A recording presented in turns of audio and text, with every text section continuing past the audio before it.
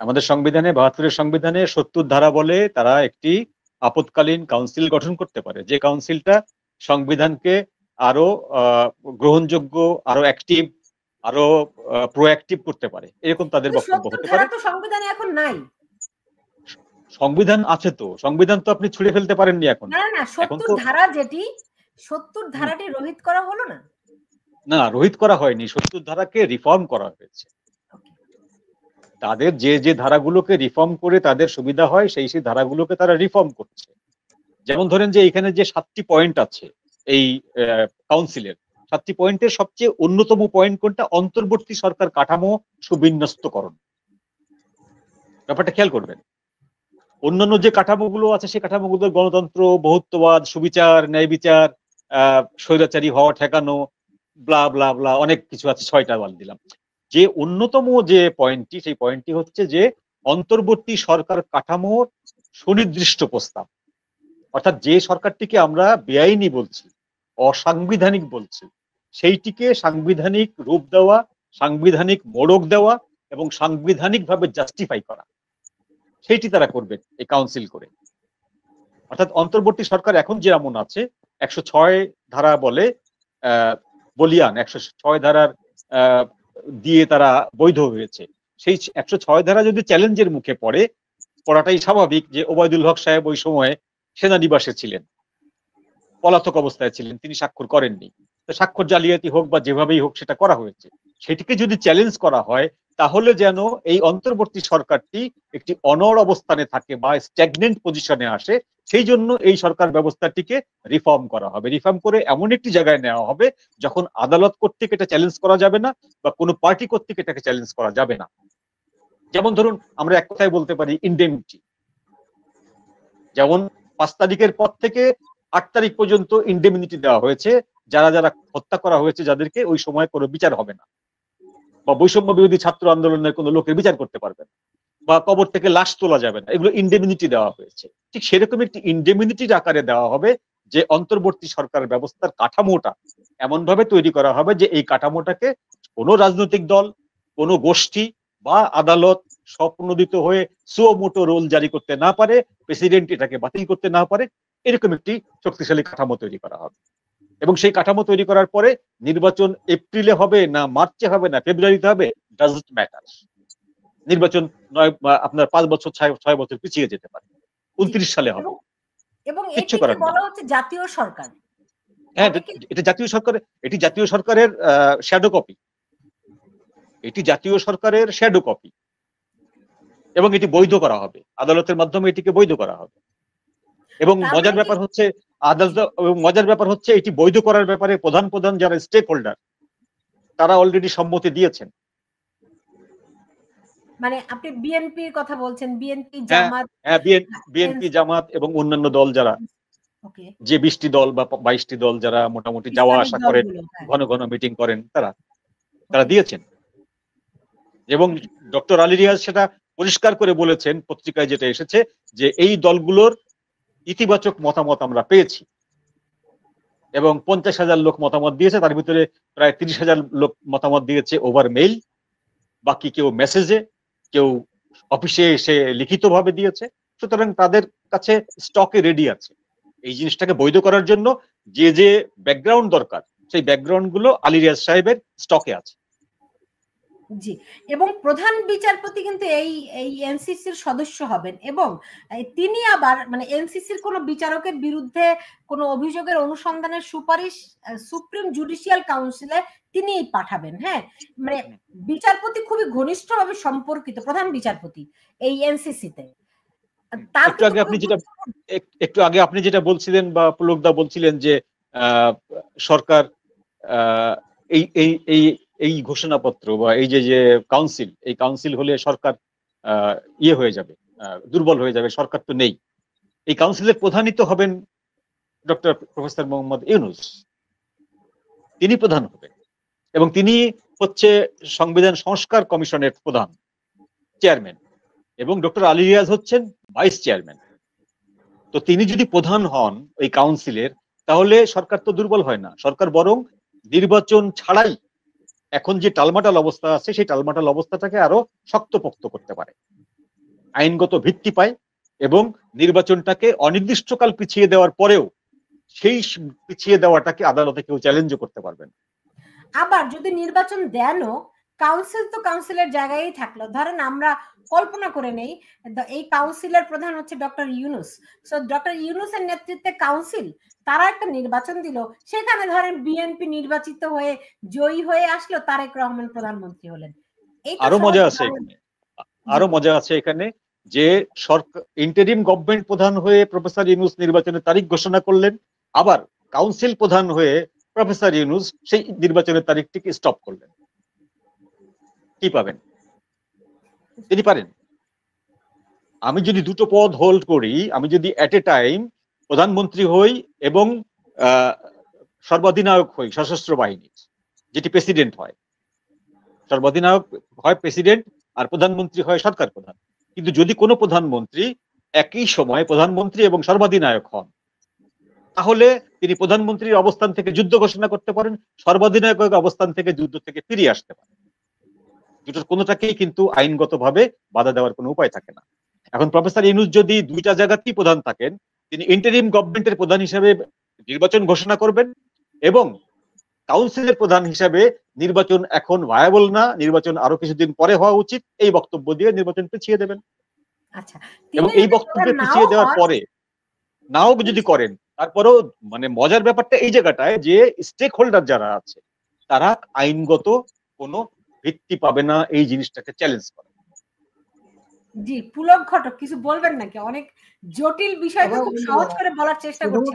আমি ওই কথাটাই একটু এক্সটেন্ড করি, সেটা হচ্ছে যে সাংবিধানিক কাউন্সিল গঠনের কোনো বাস্তবতা বা সম্ভাবনা নেই, এটা সুদৃঢ়, কারণ আমাদের সংবিধানের কোনো অস্তিত্বই নেই।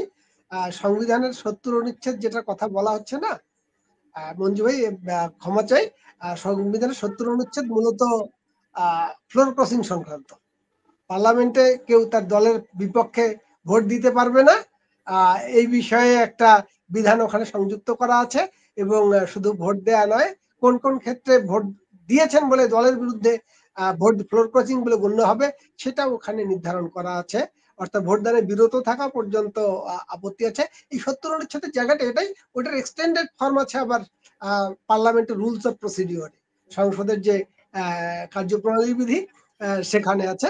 70 অনুচ্ছেদের ডিফারেন্ট, 70 অনুচ্ছেদের আন্ডারে সাংবিধানিক কাউন্সিল গঠন করা যায় না, ওর কোনো বাস্তবতা নেই। 106 যেটা সংবিধানের, যেটা বিচার বিভাগকে একটা বিশেষ ক্ষমতা দিয়েছে, আপনার সংবিধানের যে কোনো ক্রাইসিস পিরিয়ডে বিশেষ ব্যাখ্যা প্রদানের ক্ষমতা বিচার বিভাগকে, ওইটা উনি ঠিকই বলেছেন মঞ্জু ভাই, যে আপনার ওইটা, কিন্তু ওইটা নিয়ে আমাদের বড় সন্দেহ হচ্ছে যে বাংলাদেশের বিচার বিভাগ থেকে আদৌ এরকম কোনো মতামত নেওয়া হয়েছে কিনা, এবং কোথা থেকে এই মানে এই যে নতুন যে সরকার অন্তর্বর্তীকালীন গঠন হবে একটা বিচার বিভাগের পরামর্শ নেওয়া হয়েছে, সেই কাগজটা খুঁজে পাওয়া যাচ্ছে না। চ্যালেঞ্জও হয়েছে অলরেডি কোর্টে, কিন্তু এই কাগজটা খুঁজে পাওয়া যাচ্ছে না। এটা এক ধরনের প্রতারণা হয়েছে বলে এটা একটা মানসিক মানুষের মনের মধ্যে সন্দেহ তৈরি হয়েছে, আমারও সন্দেহ তৈরি হয়েছে। আই ডোন্ট বিলিভ যে আদৌ, এবং এর কোনো বাস্তবতাও দেখতে পাচ্ছি না যে ওই সময় সেনাবাহিনীর নিরাপত্তা হেফাজতে যে মানুষটা প্রধান বিচারপতি বা অন্যান্য অনেক বিচারপতি, তো উনি কেমন করে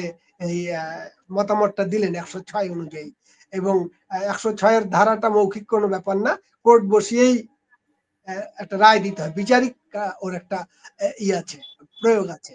অর্থাৎ রায়টা সিদ্ধান্তটা বিচারিক হতে হবে, ব্যক্তিগত মত না, যে একজন আইনজীবীর ব্যক্তিগত মত বা একজন বিচারপতির ব্যক্তিগত মত না, উনি এটা অর্ডার ইস্যু করছেন।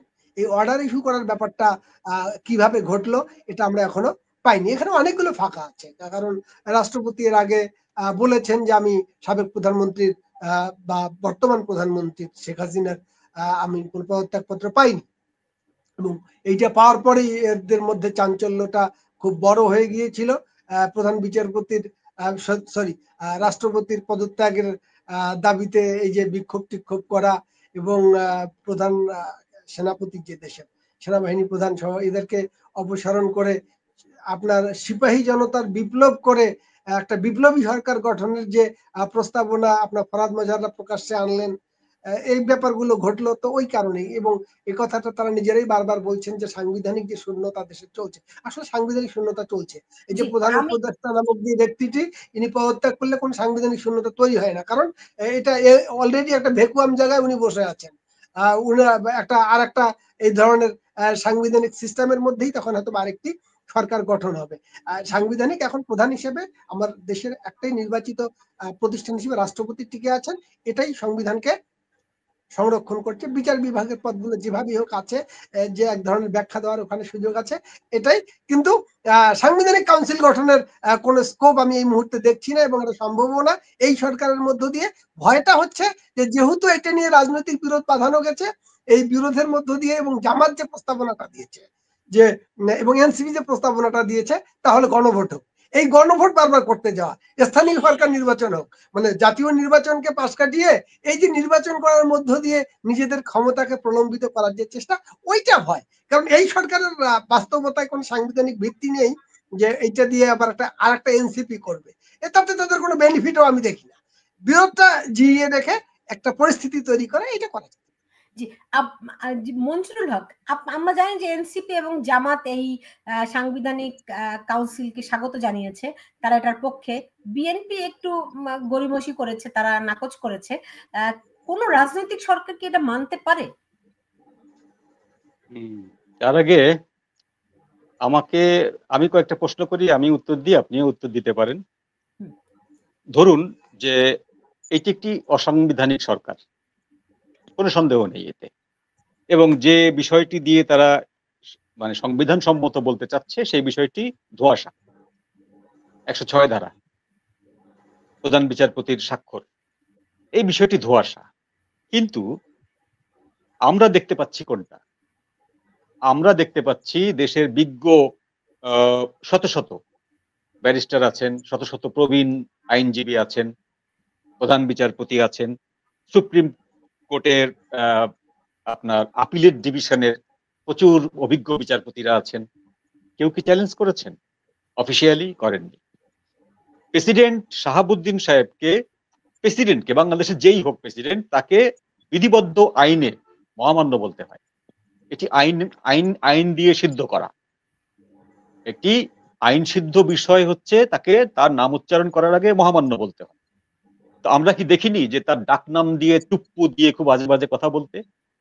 দেখেছি, শুনেছি, এর অজস্র ভিডিও আছে, ভাইরাল ভিডিও আছে এগুলো, যে চুপ্পুকে ঘাট ধরে বের করতে হবে, হ্যাঁ, কোট আনকোট।